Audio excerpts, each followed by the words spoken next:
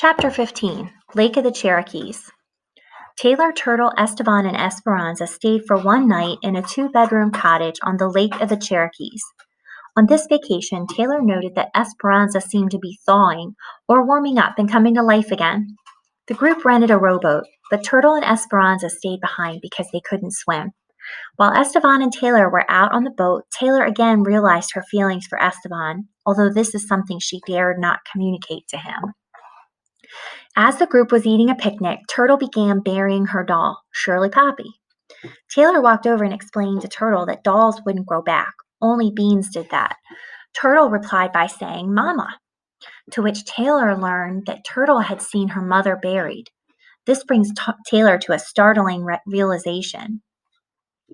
At the end of the chapter, Taylor asked Esteban and Esperanza one last favor. Esteban and Esperanza, knowing the risk, told Taylor that they wanted to do it, although we can only hypothesize what that favor might be, because it is never mentioned in Chapter 15. We can only infer. Chapter 16, Soundness of Mind and Freedom of Will. In Chapter 16, Esteban and Esperanza pose as Mr. and Mrs. Tutu.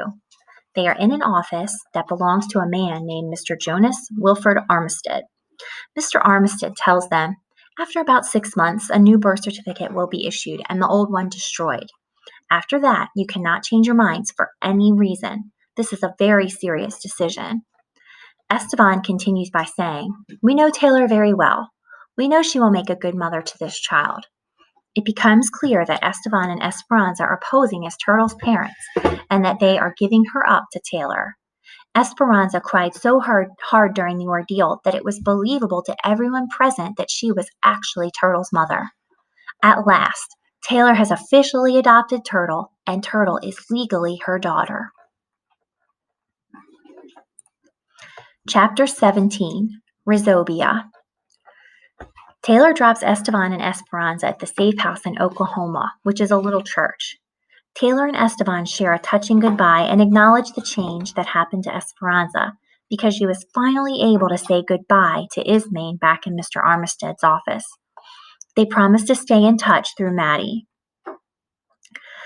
Taylor and Turtle leave, and Taylor decides to call her mama. She tells her that she's lost someone she was in love with. Her mama replies by saying, "Well, what did you turn him loose for?" Taylor explains to her that he wasn't mine to have. Mama goes on to say that she's having a good time with her new husband, Harland. Mama told Taylor that she retired from cleaning houses and was getting ready to join the Women's Garden Club.